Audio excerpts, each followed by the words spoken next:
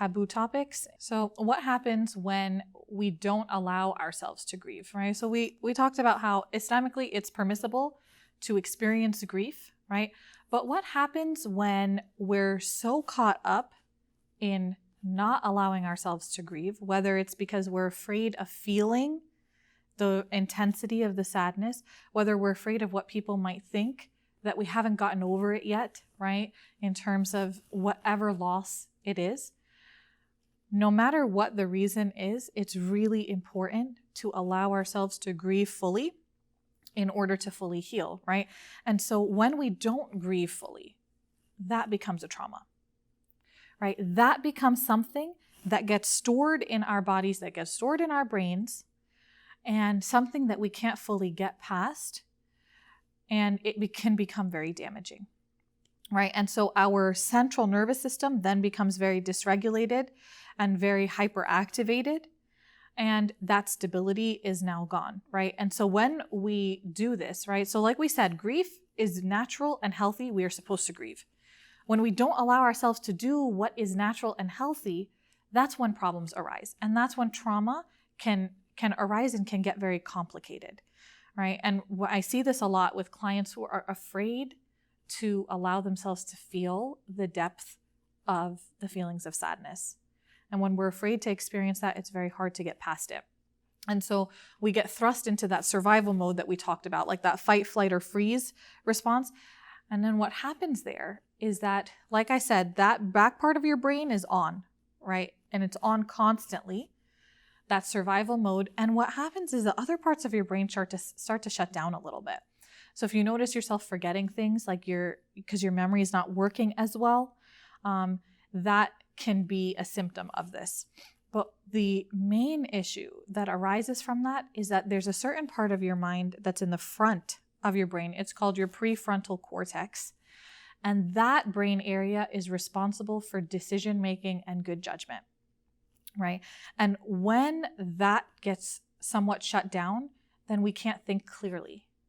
And so that's why during times of like grief, if somebody hasn't fully allowed themselves to grieve, they might be making decisions that don't make sense. They might be doing things that they know won't make them feel better, or they might be avoiding things that they do know will make them feel better. And so why am I bringing this up? I'm bringing this up because a lot of times when somebody is grieving or somebody's really struggling, whether it's through grief or trauma or something, what do we tell them? We tell them, just pray more. Just pray more. Just read some Quran, right? You'll feel better.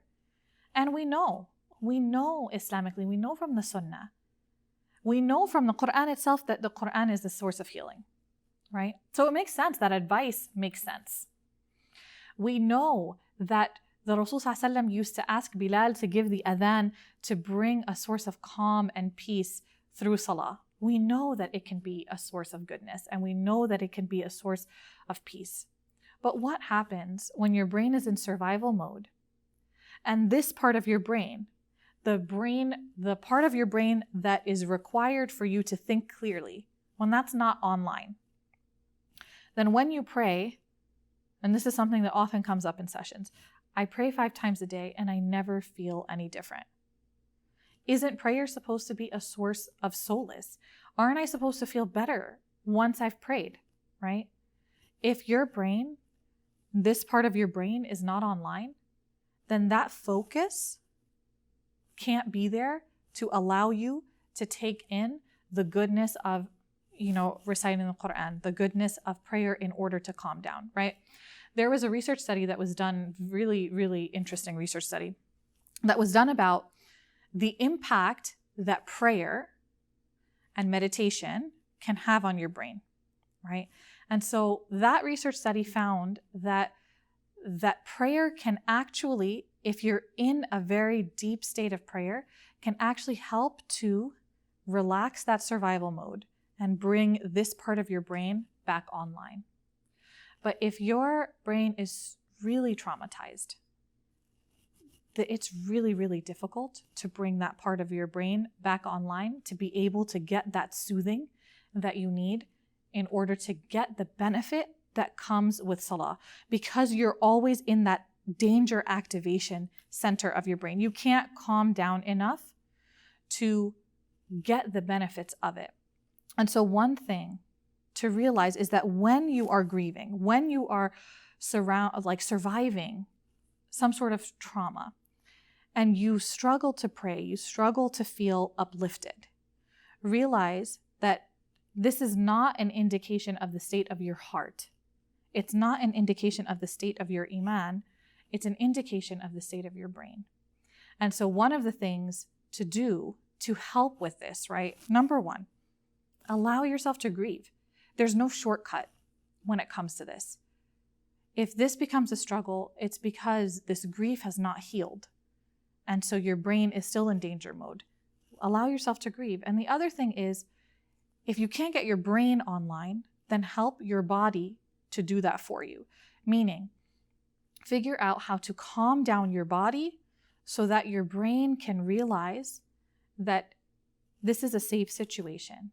I can turn off this danger mode and I'm okay, right? Once you can do that, it shuts down the amygdala area a little bit, and it can bring back this brain area back online, and you can gain the benefits that you want from these spiritually uplifting exercises. And this can be done by calming your body down through deep breathing, through relaxing tense muscles, through doing some sort of mindfulness exercise, through making wudu, where you're focusing in on the feeling of the water on your hands and on different parts of your body as you're making wudu.